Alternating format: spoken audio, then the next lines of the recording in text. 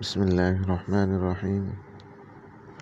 হযরত আবু আব্দুল্লাহ জুবাইর ইবনে আওয়াম রাদিয়াল্লাহু আনহু থেকে বর্ণিত, তিনি বলেন, রাসূলুল্লাহ সাল্লাল্লাহু আলাইহি ওয়াসাল্লাম ইরশাদ করেছেন, তোমাদের কেউ তার রশি নিয়ে পাহাড়ের উপর চলে যাক, এরপর নিজের পিঠে করে কাঠের বোঝা বহন করে নিয়ে এসে বিক্রয় করে তার চেহারাকে আল্লাহর আযাব থেকে রক্ষা করুক। এটা তার জন্য মানুষের দ্বারে দ্বারে ভিক্ষা করে ঘুরে বেড়ানো অপেক্ষা উত্তম।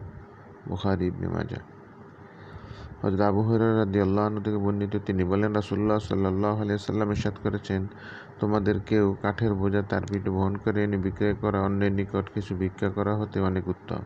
সে তাকে দান করুক অথবা দান না করুক। বুখারী মুসলিম। হযরত আবু হুরায়রা রাদিয়াল্লাহু আনহু থেকে বর্ণিত, তিনি বলেন, নবী করিম সাল্লাল্লাহু আলাইহি ওয়াসাল্লাম বলেছেন, হযরত দাউদ আলাইহিস সালাম নিজ হাতে উপার্জিত খাদ্য ব্যতীত খেতেন না। বুখারী। হযরত আবু হুরায়রা রাদিয়াল্লাহু আনহু থেকে বর্ণিত, রাসূলুল্লাহ সাল্লাল্লাহু আলাইহি ওয়াসাল্লাম ইরশাদ করেছেন, নবী হযরত জাকারিয়া আলাইহিস সালাম কাঠ মিস্ত্রি ছিলেন। বুখারী ইবনে মাজাহ।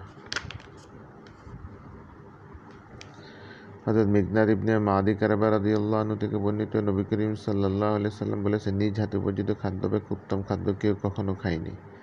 আল্লাহর নবী হযরত দাউদ আলাইহিস সালাম নিজ হাতে উপার্জিত খাদ্য খাবার খেতেন।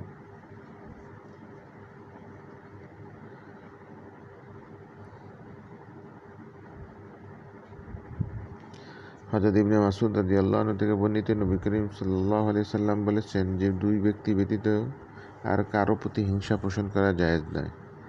এক ব্যক্তি হচ্ছে যাকে আল্লাহ ধন সম্পদ দান করেছেন এবং তা ন্যায় পথে ব্যয় করার যোগ্যতা ও ক্ষমতা তাকে প্রদান করেছেন। আর এক ব্যক্তি হচ্ছে যাকে আল্লাহ জ্ঞান বিজ্ঞান দান করেছেন এবং সে এর সাহায্যে ফয়সালা করে এবং অন্যকে তার শিক্ষা দান করে। বুখারী মুসলিম। হযরত ইবনে মাসউদ রাদিয়াল্লাহু আনহু থেকে বর্ণিত, তিনি বলেন, রাসূলুল্লাহ সাল্লাল্লাহু আলাইহি ওয়াসাল্লাম লোকদেরকে জিজ্ঞেস করলেন, তোমাদের মধ্যে এমন কোনো ব্যক্তি আছে যার কাছে তার নিজের ধন সম্পদ অপেক্ষা তার ওয়ারিসের ধন সম্পদকে অধিকতর প্রিয় বলে মনে করে? সাহাবায়ে কেরামগণ উত্তর দিলেন, ইয়া রাসূলুল্লাহ, আমাদের মধ্যে এমন তো কেউ নেই যে নিজের সম্পদের তুলনায় অন্যের সম্পদকে অধিক প্রিয় মনে করে, বরং নিজের সম্পদই তার কাছে অধিকতর প্রিয় বলেই মনে করে। তিনি বললেন, মূলত তার সম্পদ সেটি যা সে পূর্বেই পাঠিয়েছে, আর যা সে পিছনে রেখে গিয়েছে সেগুলো হলো ওয়ারিসের সম্পদ। বুখারী, নাসাঈ। হযরত আদী ইবনে হাতিম রাদিয়াল্লাহু আনহু থেকে বর্ণিত, তিনি বলেন, রাসূলুল্লাহ সাল্লাল্লাহু আলাইহি ওয়াসাল্লাম ইরশাদ করেছেন, তোমরা জাহান্নামের আগুন থেকে নিজেদেরকে রক্ষা করো, যদিও তা অর্ধেক খেজুর দ্বারাও হয়। হযরত জাবের রাদিয়াল্লাহু আনহু থেকে বর্ণিত, তিনি বলেন, রাসূলুল্লাহ সাল্লাল্লাহু আলাইহি ওয়াসাল্লামের কাছে কোনো কিছু চাওয়ার হলে জবাবে তিনি কখনো না বলেননি। বুখারী মুসলিম। হযরত আবু হুরায়রা রাদিয়াল্লাহু আনহু থেকে বর্ণিত, তিনি বলেন, রাসূলুল্লাহ সাল্লাল্লাহু আলাইহি ওয়াসাল্লাম ইরশাদ করেছেন, প্রতিদিন সকালবেলা বান্দা যখন ভোরে উঠে, দুজন ফেরেশতা তখন আসমান থেকে অবতরণ করে। তাদের একজন বলে, হে আল্লাহ, দানশীলকে এর প্রতিদান প্রদান করুন। আর একজন বলেন, হে আল্লাহ, কৃপণের সম্পদ ধ্বংস করুন। বুখারী মুসলিম।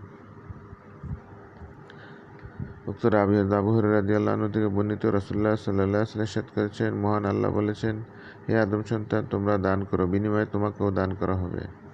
হযরত আব্দুল্লাহ ইবনে আমর ইবনে আস রাদিয়াল্লাহু আনহু থেকে বর্ণিত, এক ব্যক্তি রাসূলুল্লাহ সাল্লাল্লাহু আলাইহি ওয়াসাল্লামকে জিজ্ঞাসা করেন, ইসলামের কোন জিনিসটি উত্তম? তিনি বললেন, কাউকে খাবার খাওয়ানো এবং তোমার পরিচিত অপরিচিত সবাইকে সালাম প্রদান করা। বুখারী মুসলিম।